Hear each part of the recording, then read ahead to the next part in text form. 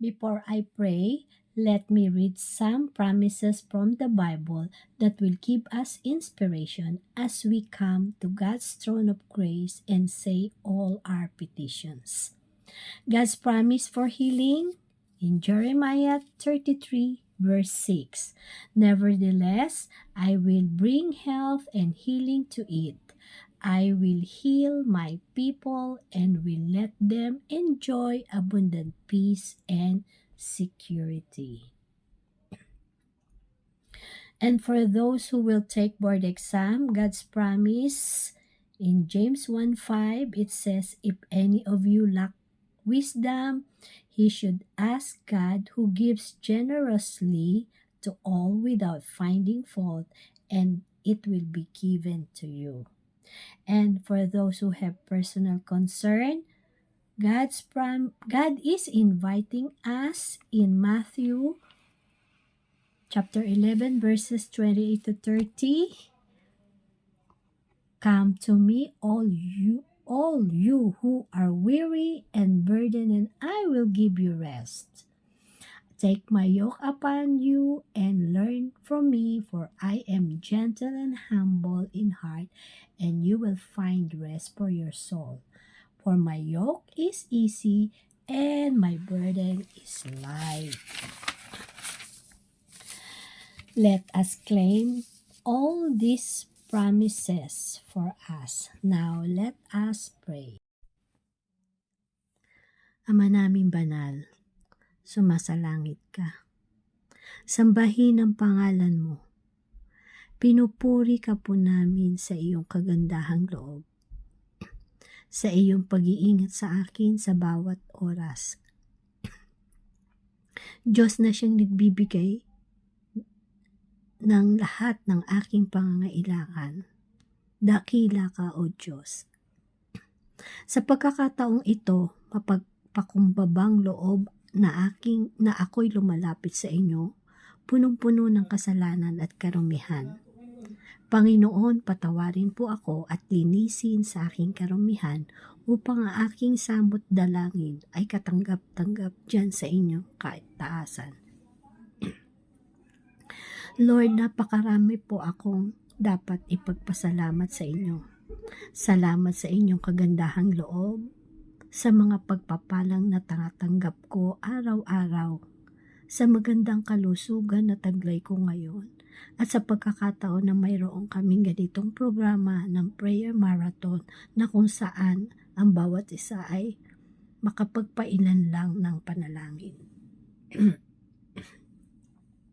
Panginoon, sa pagkakataong ito, akin pong inalalapit sa inyo ang aming mga kapatid na may karamdaman.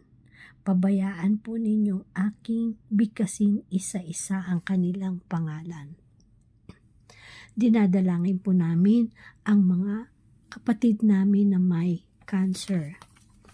Sir Lito Avila, stage 4 bone cancer. Joselito Latube, colon cancer. Yolanda Robles, lymphoma cancer. Daniel Carlo Soriano, esophagus cancer. Jude Tantoy, colon cancer. Guillermo Lim Jr., lymphoma cancer. Boots Donato Liaso, stage 4 cancer. Wilma Reyes, endometrial cancer. Ang mga kapatid namin na may comatose, Susan Florentino. Ang may leukemia, Kim Baguhin, June Moral. Ang mga kapatid namin na na-stroke, Cherry Bayani, Sheng Peliero. Ang may kidney problem, Pastor Tolentino, Osias Liasos, Lani Silva. May diabetes, Filipina Napes, Norman Huilar. Ang may tumor, Carolina Silva. And neurological disorder, Juanito Afanir. Ang may iba pa pong karamdaman, Lani Silva, Eli Magtanong, Romeo Mangiliman na nagte-therapy, Rufina Mangiliman na may Bell's palsy, Ira Arellano, Rolando Pululaan, Rene Comilang, Levi Santiago, Ben Santiago, Dolly Santiago, Princess Ignacio, Jasper Ignacio, Kurt Birondo, Christine Adlawan, Harmony Thailand, Ann Moheravi, Marangkes A, Alfonso Lim, Flores Padillo, Roberto Sabalboro, Edna Kinilitan, Girly Prieto, Liliani Alferez, Angie Kalugi, Maika Silva, Ronaldo Das, Rosemary Pakinggan, Edna Alvarez, Leo Gonzaga, Teddy Rivera, Luz Aguirre, Ronald Das, Mary Jane Molina, Jenny Napes Piamonte, Mark Fernandez, Cyril Little, Edward Nonoy Lozana, Fanny Pahilagaw, Fanny May Ribamonte, Pastor Lito Malabanan, Marites Ofemaria, Elena Lim Dineros,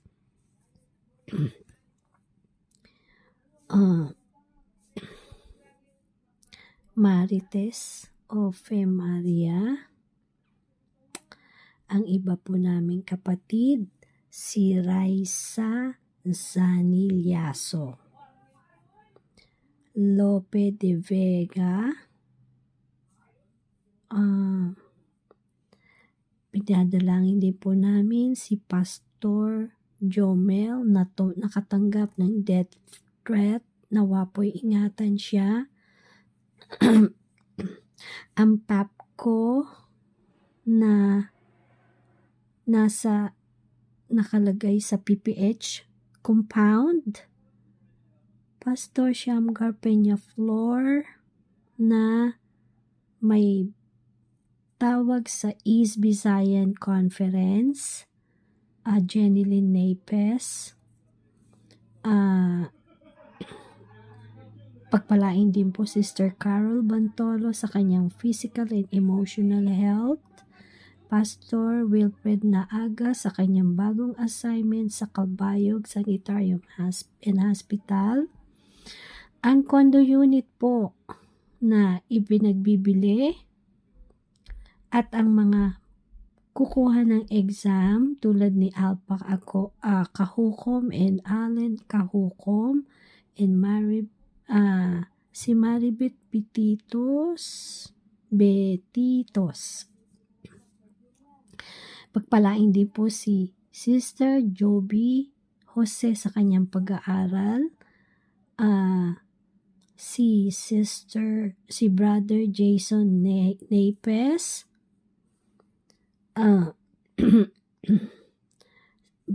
Brother Mark Fernandez sa kanyang emotional breakdown, Pastor Ronnie sa kanyang pangunguna sa Manresa Church, ang mga kapatid na magkukuha ng licensure professional exam for teacher, ang Mapanas Radio and TV Tower ng AWR Project, ang summer mission na pinangunahan ni Pastor Antonio Gobi, Pastor Randy Igloso sa kanyang jail ministry, at si Regal Reyes nakukuha ng exams ng medical technology. Ganon din po si J. Rowen Martorillas sa kanya ang patuloy na paggaling. Ganon din po ang family ni Lilia Garcia at si Baby Pabalan at si Resel Makasinag nakukuha ng entrance exam. And si Lani Silva and Michael and Annie na siyang nagdadalang tao, at dinadalangin din po namin si Rothstein na nasa ER ngayon sa US. Ganon din po, Panginoon, ang Cavite Mission na siyang itinatayo. Tulungan po, Panginoon, na sila ay ang project na ito ay makatapos. Pagpalain din po ang mga tao na siyang tumutulong upang maitayo ito, ang kanilang mga donors. Nawa po ay marami pang mga donations ang dumating upang ito ay maipagpatuloy. Pagpalain po ang nangunguna dito si Pastor Israel Bakdayan. Patuloy niyo po siyang patnubayan, bigyan ng kalakasan, kalusugan at katalinuhan sa pangunguna sampu ng kanyang mga kasamang manggagawa sa Cavite Mission. Panginoon, narinig po ninyo ang lahat ng mga kahilingan na ito. Panginoon, kayo po ang nakakaalam ng bawat isa na mayroong personal concern, ang may mga karamdaman, kayo pong nakakaalam ng kanilang kalagayan. Amin pong inilalapit sila sa inyo, nawa po ay makasumpong kami ng katugunan sa aming mga kahilingan.